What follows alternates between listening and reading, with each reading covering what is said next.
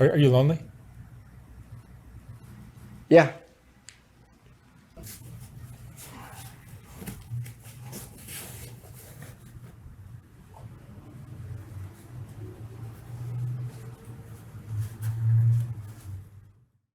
When I first saw this interview, I had the same reaction that I think many people probably had. This person is mentally ill. He's playing out some weird sexual fantasy, and no one should be affirming this person's delusions any more so than they should be affirming the delusions of a schizophrenic who believes that he is literally Jesus Christ. In fact, you would be doing genuine reckless harm if you knew someone was mentally ill and you went along affirming their delusions anyway. You wouldn't be helping them. You'd be furthering their detachment from reality and condemning them to genuine psychosis.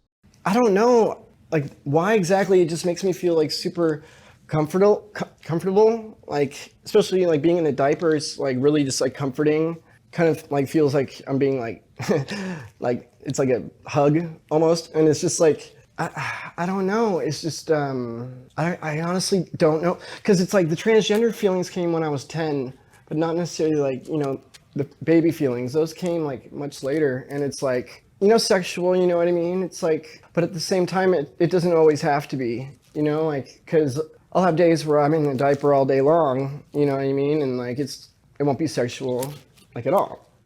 This person, sitting there in his adult diaper with a pacifier in hand, represents the parody that validates all of the regressive criticism that regular transgender people face on a day-to-day basis. If you can identify as a different sex, then why can't you identify as a baby? And here's the problem if you're someone like me who supports transgender people. The immediate reaction of, oh my god, this person's clearly mentally ill, is exactly the same reaction that a lot of culturally conservative people have when they see a transgender person going out and acting as if they're the opposite sex. Excuse me, it's ma'am. It is ma'am.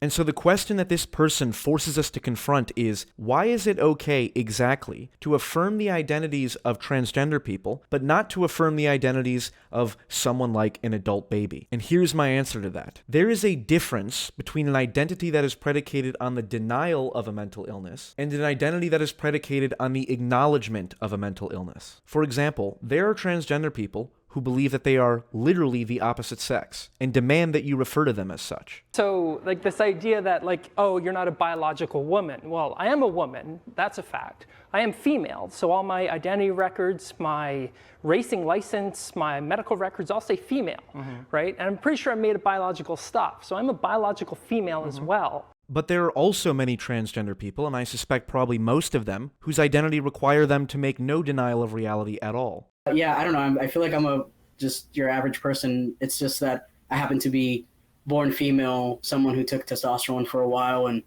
you know, this happened. And so while historically it used to be a transsexual, a person that transitions from female to male or male to female, though, to be clear, you can't change your sex. But what we do is we take hormones to change our secondary sex characteristics as best as we can so that we can re-enter society appearing as the opposite sex, despite the fact that our sex doesn't change. So that was the whole point of it for as long as I can remember. But now, because of queer theory and postmodernism and just all this stuff that's happening, it's just been watered down to mean whatever you want and also nothing. It's meaningless, honestly. Yeah, right. The reason that I have no problem referring to my friend Mars as he, or people like Blair White or Rose of Dawn as she, is because they are not denying reality, nor are they requiring me or anyone else to do so either. And so looking at the way in which we operate in that sense and just saying, look, there are things where we should reasonably be taking a bit of a back step to because we are not biologically female, but we want to be seen socially as female. It's very much everyone kind of has to work together here.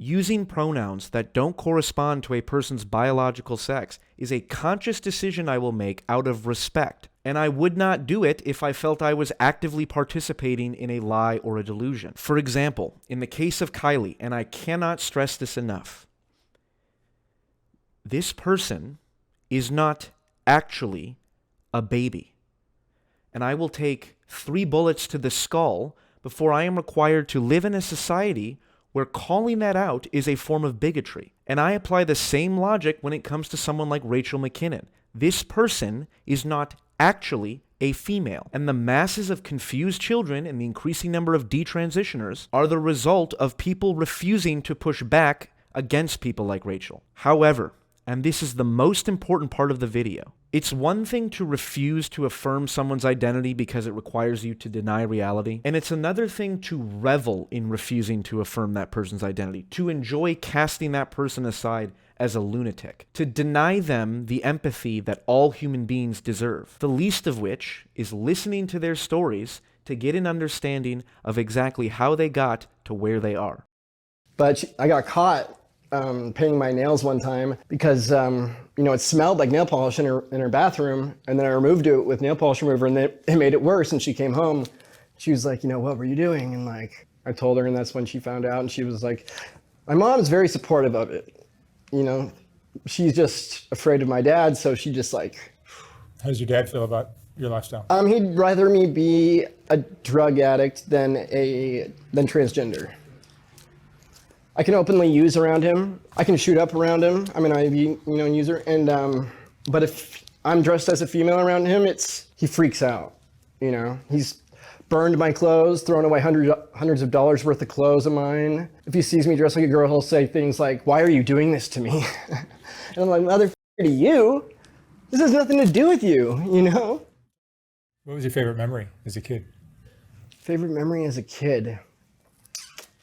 When I was a really little kid, I used to like dress up in different costumes every day, like when I would go to preschool. And like, I just remember that being like a super fun time in my life. Like every day I'd come home, my mom would like make me a new costume. I'd be like, I want to be Spider-Man. She'd like make it, because it was in the 90s. You couldn't just go to the store and buy a Spider-Man costume, so I would, that's one of my favorite memories, just like hanging out with my mom while she would like make these like costumes. What was your worst memory? My worst memory is probably having like one of my friends like pants me basically, and I was wearing like a diaper and like one's for girls, and and like all my friends seeing that, and losing basically like all my friends, like a lot of my friends because of that, and like the ones I didn't lose like had to say like, hey, I'm sorry, but like we can still be friends, but like I have to pretend to not be your friend. I don't think this person is a narcissist. I don't think this person is using his identity to push a political agenda. And for as strange and delusional as this person may be, I don't think he is any less immune from the tragedy of life than you or I. And you will have to forgive me for including this synchronistic parallel that I cannot help but draw. But the childhood trauma that Kylie experienced reminds me so much of the childhood trauma experienced by the person who would probably be the first to cast Kylie aside as a lunatic. The one and only Benjamin Shapiro. So you spent 2 years in high school then, essentially, right? Or Three 3 years. So in yeah, sophomore 10th, 11th, years. 12th, yeah. Gotcha. Did you feel like you were the outsider the whole time? And Yeah. What were people saying or doing to you? Oh yeah, I mean it was yeah, I mean I was the outsider the whole time for sure.